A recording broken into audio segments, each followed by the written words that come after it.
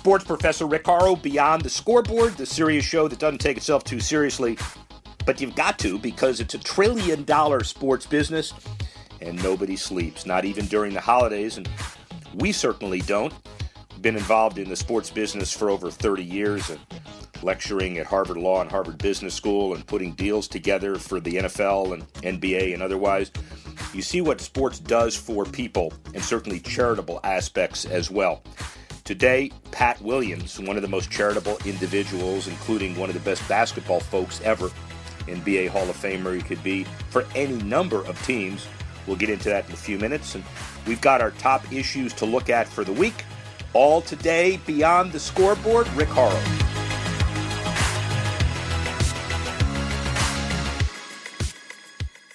Special holiday edition, Beyond the Scoreboard. Issue 1, Sports and Charities. Next week, we'll talk about the top business and legal and news and marketing issues of 2016 and give you my list. Then the week after, we'll project ahead to the top issues of 2017. I'll give you my list, and we'll see how many of them come true at the end of the year. Join us, by the way, on Stitcher, Google Play, Audio Boom. Subscribe to our iTunes feed. You can hear us in a lot of different places, and we're beginning a larger relationship with a number of different people. We'll publish our 15 to watch as well. You'll be hearing about that shortly. Today we have an honor of actually dealing with one of my really good friends. He pushed the Orlando Magic into the NBA about the same time as I was trying to promote the Miami Heat in the mid-'80s. It's a long time ago. But Pat Williams is a senior vice president of the NBA's Orlando Magic. He's addressed thousands of executives, numerous Fortune 500 companies. That's not his biggest issue. He's the author of over 71 books. 71 books. He's served as 7 years in the United States Army, 7 years in the Phillies organization, but he's known as the general manager for teams in Chicago, Atlanta, Philadelphia 76ers, including the 83 world champion Sixers, and now the Magic, and he did co-found them in 87 when I was involved with the Heat. By the way, 23 of his teams gone on to the NBA playoffs, and 5 made it to the NBA Finals. He traded away Pete Maravich and traded for Julius Erving, Moses Malone, Penny Hardaway, drafted Charles Barkley, Shaq, Maurice Cheeks, Andrew Toney, Darryl Dawkins. So he understands his basketball. More important, he understands life. He understands charity. Pat and his wife Ruth, parents of 19 children, 14 adopted from 4 nations, ranging in age from the mid-20s to the late 30s. For 1 year, 16 of his children were all teenagers at the same time. How about that? He and his family featured in Sports Illustrated, Reader's Digest, Good Housekeeping, Family Circle, Wall Street Journal. We don't even have to get into all that. The bottom line is there is nobody better during the holiday season to talk about business, sports, and life. Pat Williams.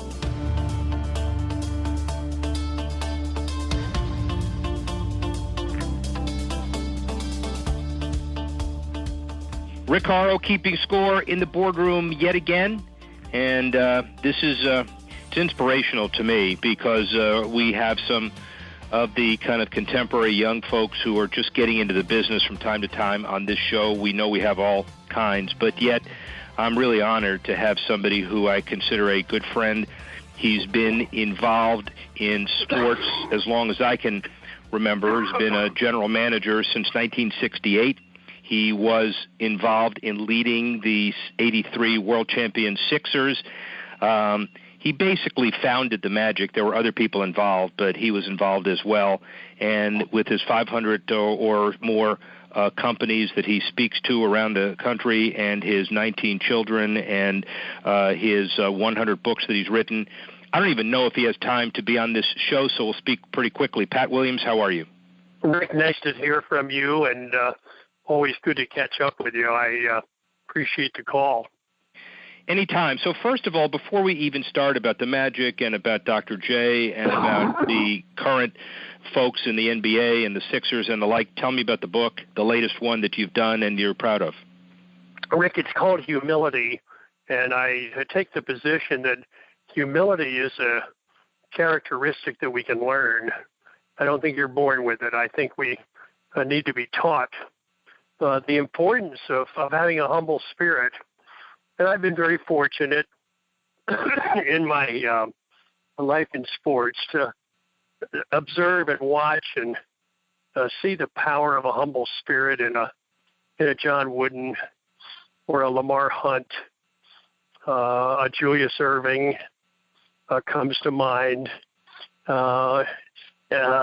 Billy Graham, and others who just have a wonderful touch and way with people, because despite their position of great wealth or great power, they don't flaunt it, and they live a life of humility. So that's left a deep imprint on my life, and I've tried to pass that along in this book, that there's great power and great strength in the possession of a humble spirit, and we can all work at that, and we can all improve and become better in that department.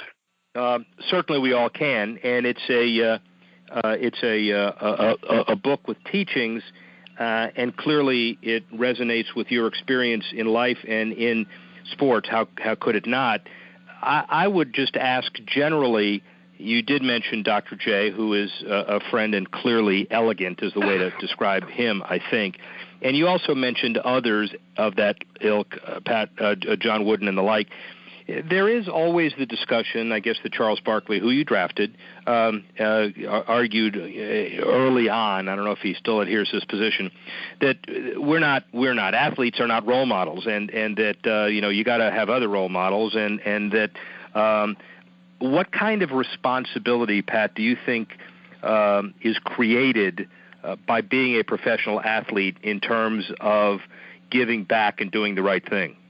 Well, Rick, I think that it's part of your obligation. And I would argue with my friend Charles that athletes, yes, you are a role model.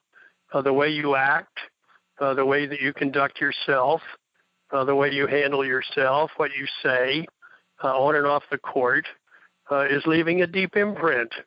And young people and older alike are watching, and we all want, listen, Rick, we all are desperate for heroes in this country.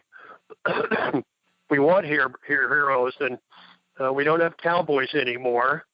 We don't have military leaders.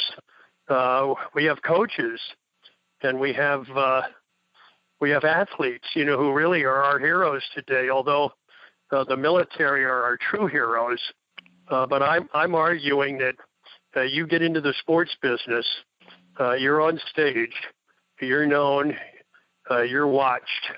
And I argue that you've got an obligation to your many, many fans to live your life the right way, to live it properly. And entwined with that is a truly humble spirit. That's going to permeate and touch everything you do. The spirit is clearly an inspiration in and of itself. And this is not a political question, and don't take it this way, but now we mercifully, in my mind, have 8-9 days, whatever it is, until the rhetoric of this campaign is over. And I've just authored a piece on, you contrast what is going on in Cleveland and Chicago, respectively, with basketball and baseball in Cleveland and baseball in Chicago, and what sports can do to bring people together. And I guess you could argue, regardless of the political fence you're on, that after the rhetoric of this campaign, I think America needs healing more than ever, and maybe sports can be part of that solution. What's your take on that? Rick, I like that. I like that take. Sports is always the solution, whether it was after the tragic days of 9/11, when sports was shut down for a few days.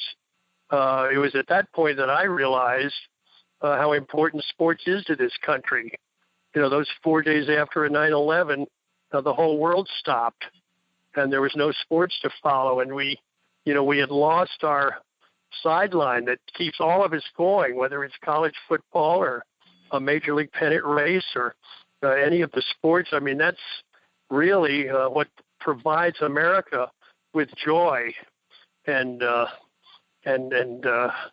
rooting interest and all. It just permeates our soul as residents of this country. So to me, sports is always the solution, after we've gone through tough times. And I think after this long election period. I think back to the primaries. That seems like 10 years ago. I think we're all going to be relieved when this is over and we can get back to living our lives normally or more normally. Well, I think we're ready for a mutual search for civility, but that's not what this interview is about. It's about a whole bunch of different things from the perspective of Pat Williams. Speaking of perspective, as far as basketball is concerned, you've been in the league for 957 years. And if you have a magic wand that would be given to you by Adam Silver for a day, what would you change? Oh, that's a good question. I wouldn't change anything with the rules. I think they're fine. I think the magnitude and the sweep of the game, around the world is enormous. I wouldn't change anything there. I think we've fine-tuned the rules, Rick. They're just about as perfect as we can get them. I don't know. If I could change anything, I'd bring back Mendy Rudolph. That's great. I'd bring back Jake O'Donnell. I'd bring back Dick Bavetta.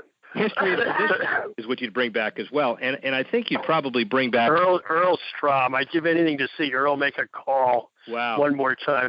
Let the record reflect that Pat Williams had the ability to change anything he wanted to in the NBA, and his answer was to bring back 3 referees. Well, good for you. Good for you.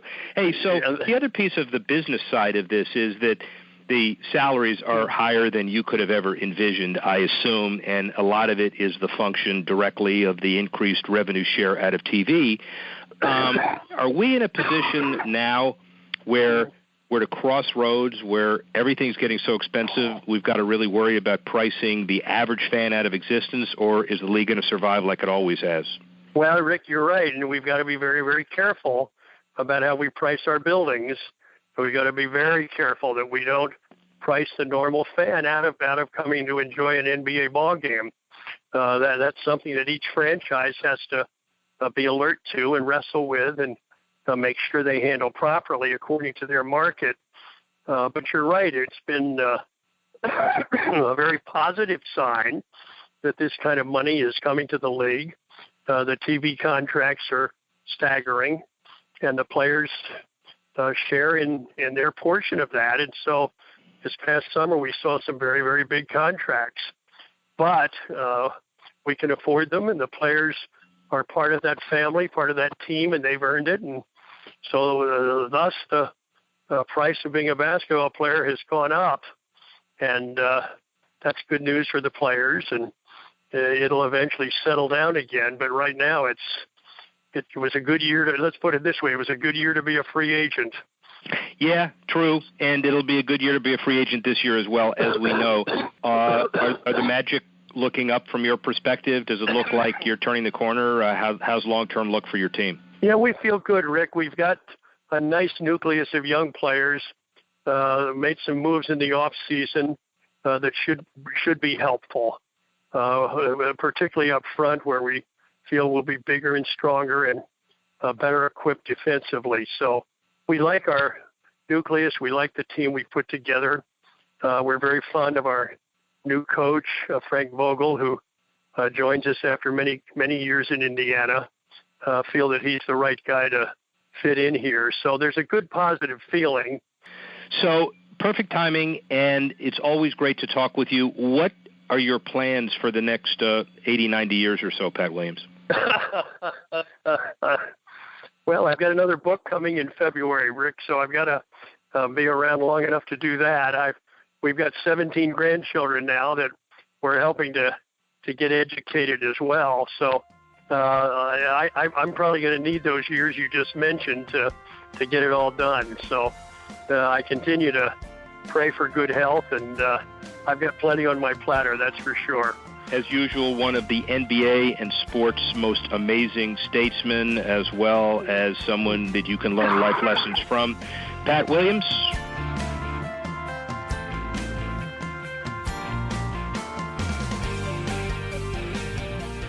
Pat Williams can certainly tell us about basketball. He can tell us about business. He can tell us about communication. And most important, from my perspective anyway, he can tell us about life, especially significant over the holidays. Let's now look at our 15 to watch, except we're going to deal with the top 5 today. We'll also have an opportunity to look at all 15 from now on in text version on our site.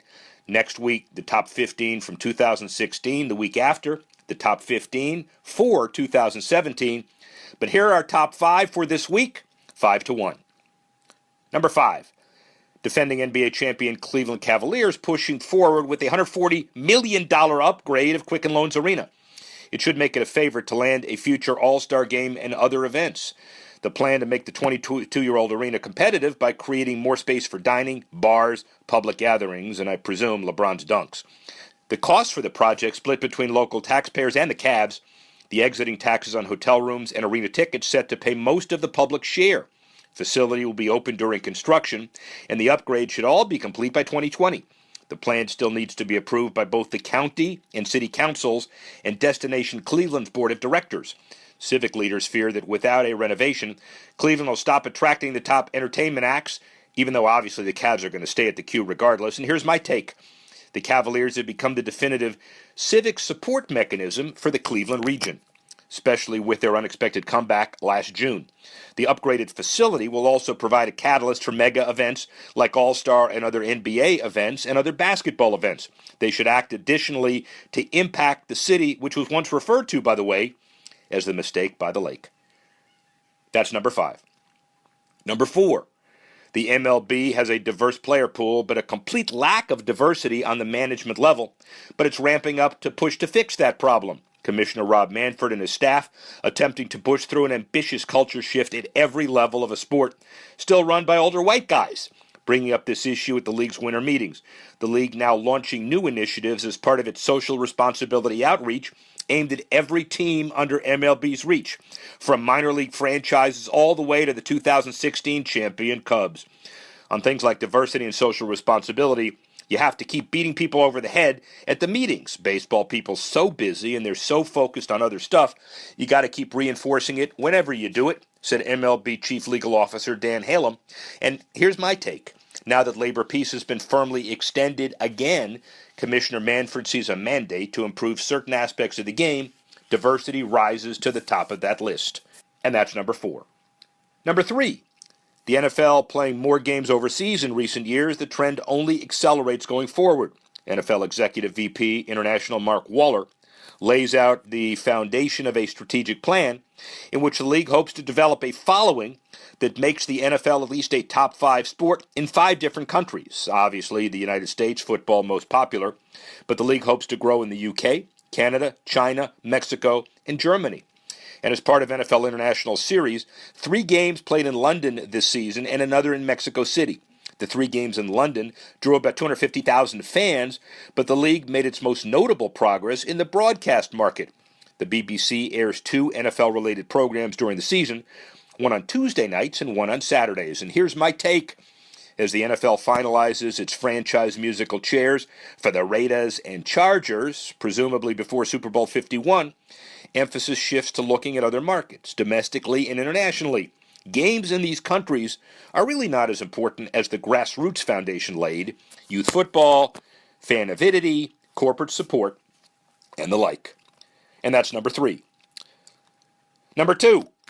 In the Windy City, Tiger Woods taking the lead in an innovative golf course renovation. Even Woods prepares to get back into competition at the beginning of 2017, but his second phase of his career in TGR design is making strides also. Following successful unveilings of golf courses designed in Texas and Mexico, Woods received the nod for the renovation in 2 9-hole Chicago golf courses that have aspirations of hosting PGA Tour events.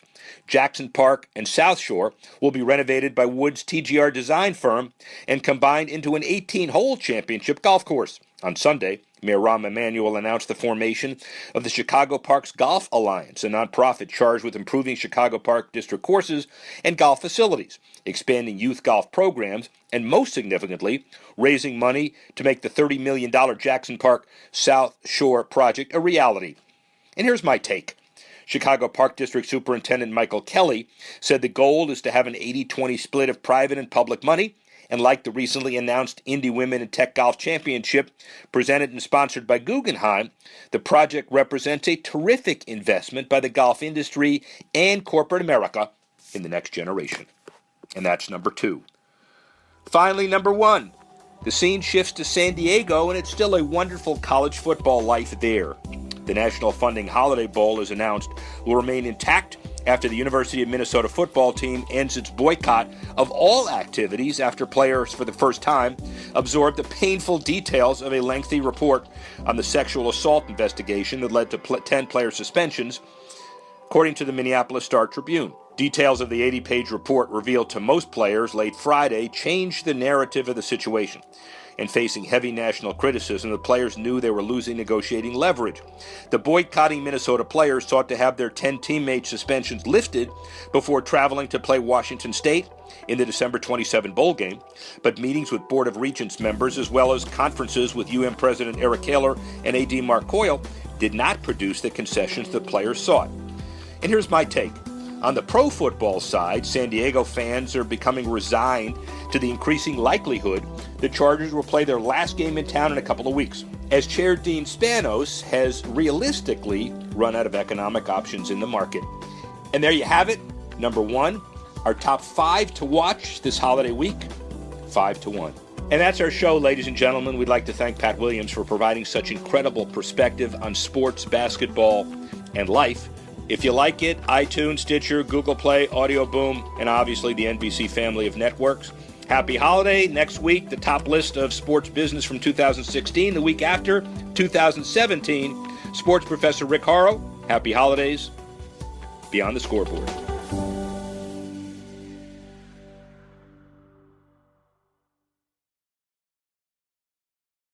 Wingstop lives flavor, and you crave it. That's why we've created the Boneless Flavor Fix for you and your crew. 20 boneless wings, 4 flavors, 2 fries, 2 dips, and 2 cold drinks for just $20. Whether it's lemon pepper, Louisiana rub, or atomic, finding your flavor combo is easy, but deciding who you're gonna split it with, that's a different story. The Boneless Flavor Fix. Just $20 for a limited time at Wingstop. The wing experts. Prices and participation may vary. See local restaurant for details.